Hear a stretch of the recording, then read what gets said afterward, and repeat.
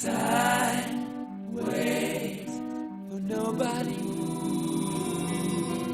Time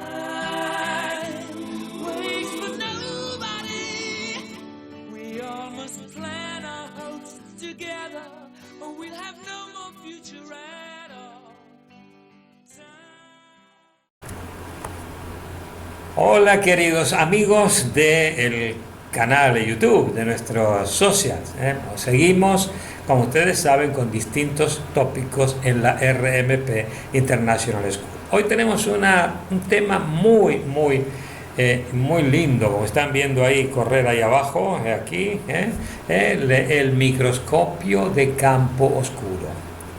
Nos va a comentar de todo esto nuestro osteópata de la RMP, uno de nuestros osteópatas de la RMP, es nuestro osteópata de España, de la zona de Valencia, de la zona hermosa de mar, el doctor Luis Ramos Candel, que ahí lo tenemos en primer plano con nosotros. Hola Luis, ¿cómo te va? ¿Cómo andan por ahí? ¿Cómo están? ¿Bien? Pues para lo que está cayendo, de momento vamos aguantando. Muy bien, perfecto. Y nosotros siempre riéndonos para estimular el sistema inmunitario, ¿verdad? Lo mejor que hay. Bueno, mejor que pues, las vacunas. perfecto. Entonces hoy vamos a hablar con el doctor Luis Ramos Candel de este tema tan importante que es el microscopio de campo oscuro. Así que presten atención, es un tema muy importante. Y va a ser parte de un máster que vamos a empezar el año que viene, en el mes de enero. Va a ser un máster muy dinámico, un máster de un año de duración, con diferentes profesionales de nuestra escuela. Va a estar su servidor hablando de todo lo que es sistema craniofacial, la doctora Sandra Schutz, que es nuestra directora de la escuela de la RMP Internacional Suiza, que nos va a hablar de rehabilitación física y nos va a hablar de la mesoterapia, el doctor Santiago de la Rosa, que nos dirige la escuela en España, desde Madrid, que nos va a hablar de la electroacupuntura de Volt, es un excelente médico de medicina integrativa, el doctor Sayed Waris, que nos va a hablar de todo lo que es la comunicación celular, la parte energética, el doctor Luis Ramos Candel, que nos va a hablar del microscopio de campo oscuro, la doctora Paula Ruggeri de Suiza, también que nos va a hablar de todo lo que es la terapia lumbar. Entonces va a ser un máster muy interesante en módulos de un año, así que estén atentos cuando vengan las fechas para que ya se registren en este hermoso máster. Y ahora no hablamos más, nos dedicamos a trabajar, Luis, ¿qué te parece?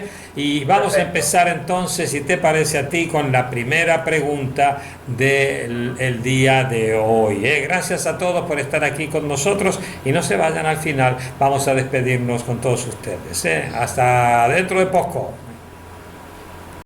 Bueno, y ahora pasamos a la primera pregunta. Es la pregunta de obligación.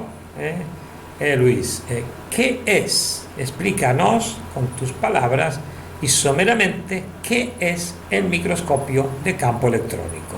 Es importante porque nos vas a dar la introducción al resto de las preguntas. Adelante. Hola, bueno, pues para resumir lo máximo posible, podríamos hablar, en este caso, el microscopio es una herramienta fundamental para poner unas bases de diagnosis o de valoración, en principio a través de la gota de sangre. Sería una gota de sangre extraída del dedo del paciente, y en este caso el microscopio que yo utilizo, que lo tengo aquí en la chuleta, es una óptica de 510 dK. Es trinocular, con lo cual tiene 3 cabezas en lo que es en el revólver, y la cabeza del microscopio es capaz de girar unos 360 grados y con una inclinación a unos 30 grados, ¿vale? Las lentes que posee son totalmente planocromáticos y tienen unos aumentos de 4 por, que serían 40 aumentos, 10 por, que serían 100, 40 por, que serían 400, y 100 por, que serían 1000 aumentos, lo que aumenta de potencia la muestra. Y luego tenemos, dentro del trinocular este que tenemos aquí, otro propósito, otra lente que lo que hace es aumentarla a 2000 veces. Tenemos dos tipos de técnicas que en el microscopio se pueden aplicar, que puede ser en campo oscuro con un condensador que se pone en donde está la lente principal para específico con un aceite de inmersión para observar la sangre en campo oscuro. Luego se puede quitar ese condensador y tal cual, de forma natural, se ve la gota coagulada. Y así, de forma somera, sería como el mecanismo del microscopio. Bueno, pues la primera pregunta la hemos pasado, y vamos a ir ahora a la segunda pregunta. Bueno, pues ahora nos toca una segunda pregunta, ir profundizando cada vez más en el campo del microscopio electrónico. ¿En qué consiste esta técnica, Luis? Tú explícanos en palabras. Yo sé que es muy difícil en pocas palabras explicarlo, pero tú tienes una gran capacidad de síntesis, así que lo vas a explicar.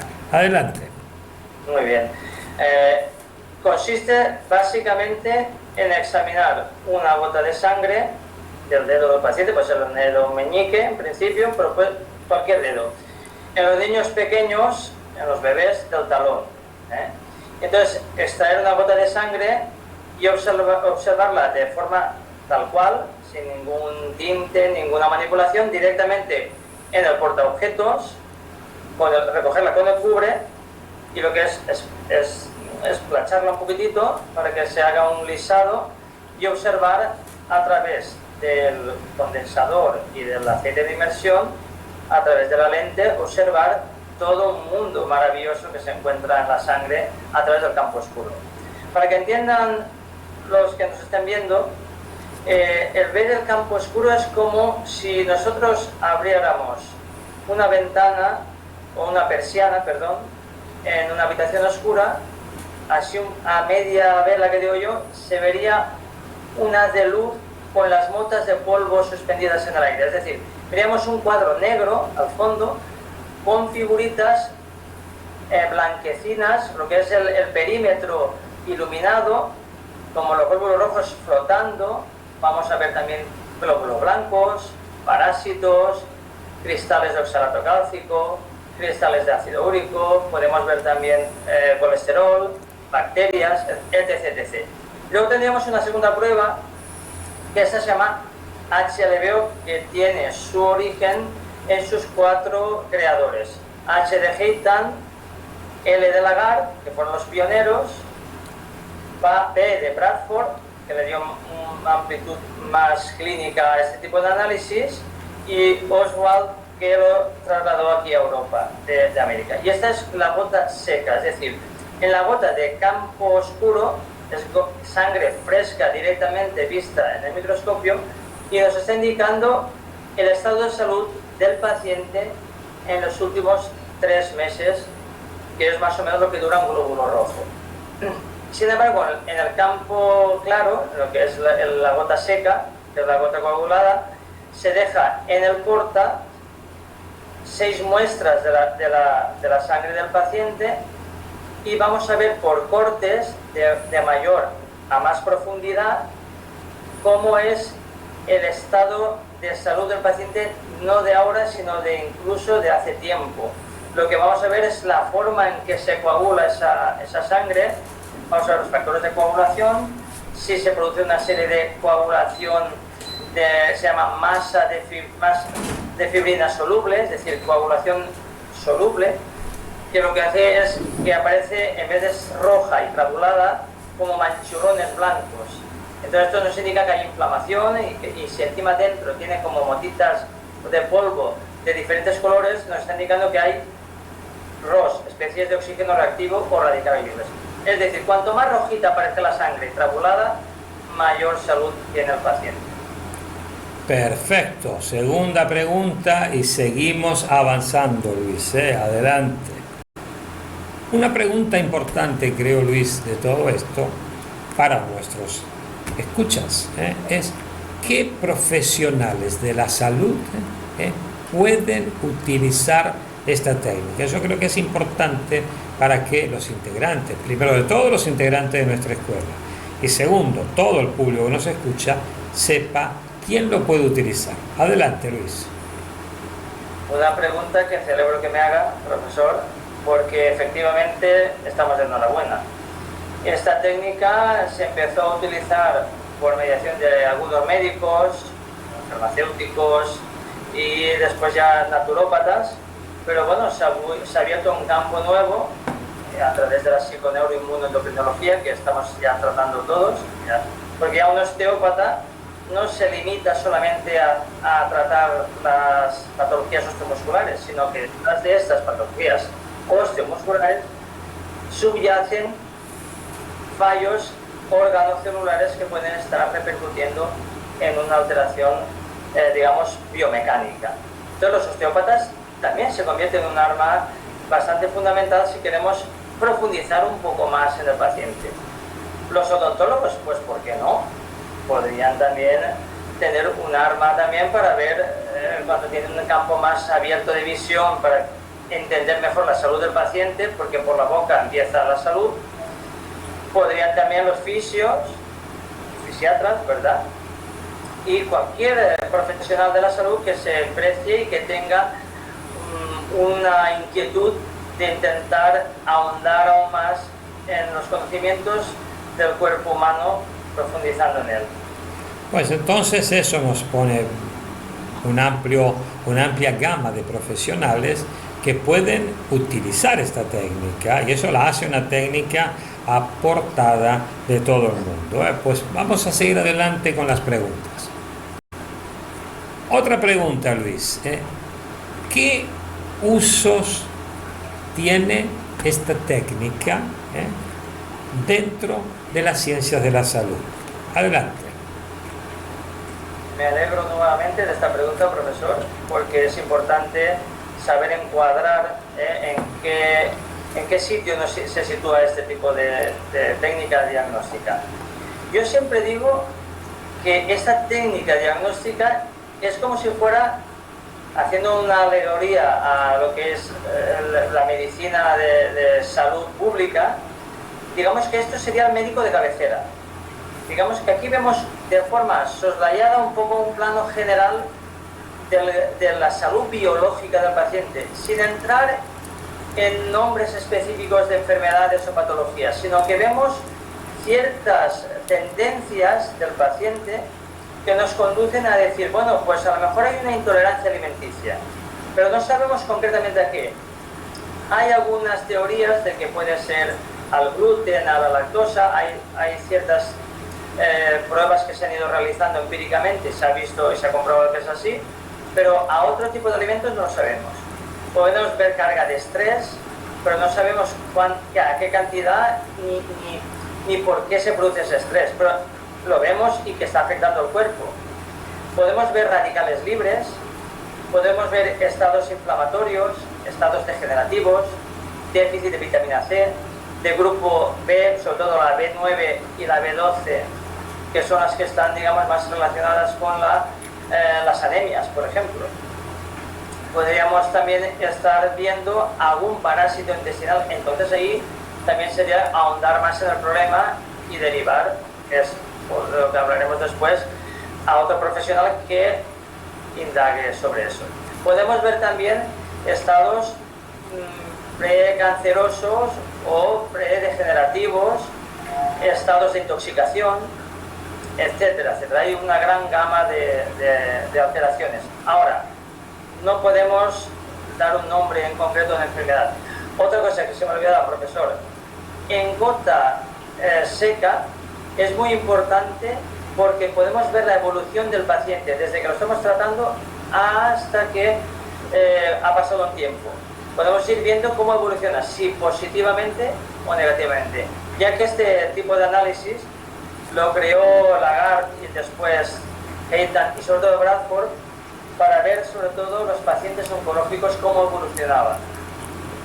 Eso está muy interesante lo que has dicho, porque lo transforma en un excelente elemento de diagnóstico. Muy interesante. Pues vamos a seguir adelante con la otra pregunta.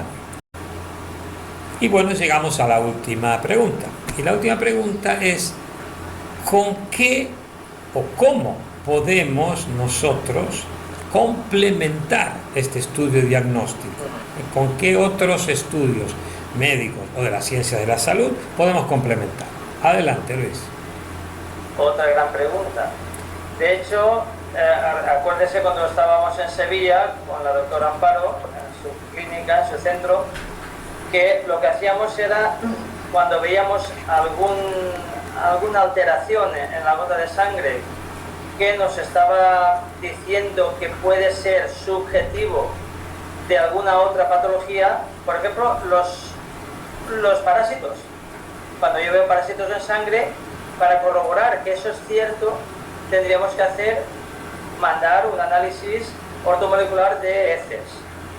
Por ejemplo, se puede enviar a cualquier laboratorio que trabajen con las heces.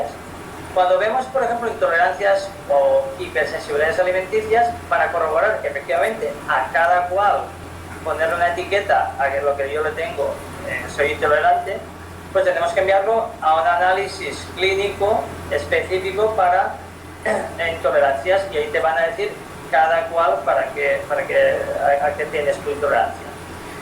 También podemos ver, cuando vemos algo así un poco complejo, no sé, vemos glóbulos rojos alargados, hay poiquidocitos que se llaman formas diferentes en un cuadro sanguíneo, rápidamente vamos a enviarlo al médico y que le haga un estudio más específico. Cuando vemos cosas como, por ejemplo, bacterias o un foco oscuro que se llama una aglomeración de glóbulos blancos sin glóbulos rojos por el medio, hay un proceso infeccioso. Habría que derivarlo, lógicamente, al médico para que le haga un estudio más profundo. Y hay una amalgama de derivaciones que nos está diciendo el microscopio que podemos trabajar con otros profesionales, como si queramos, para verificar y corroborar qué es lo que está pasando en el paciente. Y eso es por lo cual entra dentro del RMP. Porque obviamente la RMP, tú sabes muy bien, porque tú eres RMPista, que la RMP hace un diagnóstico general para después derivar a distintas especialidades, más miradamente. Con el microscopio electrónico prácticamente hacemos esto subjetivo, decimos aquí vemos esto y lo podemos mandar a profundizar otra cosa. Ese es el concepto. Yo hago un diagnóstico y profundizo miradamente. Eso es una óptima herramienta. Pues me parece genial lo que has explicado. Muy, muy bien. ¿Podría añadir una cosa, profesor? Sí, adelante. Podemos decir que el microscopio en este caso sería la alarma. Exactamente. Algo va mal en el coche cuando se enciende un testigo luminoso. Exactamente. Y es una óptima herramienta, porque aparte no invasiva, que eso es importante, porque de la punta del dedo una gotita de sangre es una cosa muy simple de hacer, lo puede hacer cualquiera, no se necesita que un profesional específico para hacer eso, y eso lo hace un arma para todos, ¿no? Eso, y es y da una, llamémosle, lo podemos llamar así, ¿qué te parece, Luis? Como el que va guiando el aprofundimiento diagnóstico. Para no ir haciendo derivar al paciente a 20.000 personas o a 20.000 profesionales, lo derivas miradamente a un específico profesional. Me parece una óptima explicación esa. Bueno, hemos llegado al final de esta primera presentación, que va a ser de una larga serie de presentaciones, ¿verdad? Y obviamente esto va a ser parte de ese máster que hablamos al principio. Vamos a hacer en este máster, se va a estudiar esto, que es uno de los tópicos, va a ser el microscopio electrónico, ¿no? La idea es empezar con este máster, si Dios quiere y el momento lo quiere, en enero vamos a lanzar ahora dentro de poco las inscripciones para la gente que esté interesada, y vamos a empezar en enero. Entonces, Luis, yo te agradezco tu tiempo, porque indudablemente nosotros trabajamos todos y estamos dejando todos tiempo a nuestro trabajo para informar a nuestros colegas que nos escuchan y nos siguen en todo el mundo, porque esto llega a todo el mundo. Como todos sabemos, la escuela nuestra va desde América de norte a sur, de Europa de norte a sur, de Asia de norte a sur, es en todo el mundo. Así que agradecemos los que han estado aquí, nos despedimos. Luis, ¿qué te parece? Así das un saludo a nuestra escuela. Me parece correctamente. Adelante, a despedirse ahora. Bueno, pues espero veros pronto y que os haya interesado este pequeño vídeo. Eso estoy seguro. Pues queridos amigos, entonces nos vamos a ver en la próxima transmisión. A estar atentos a las comunicaciones de YouTube. Wait for nobody. Time waits for nobody. We all must plan our hopes together, or we'll have no more future.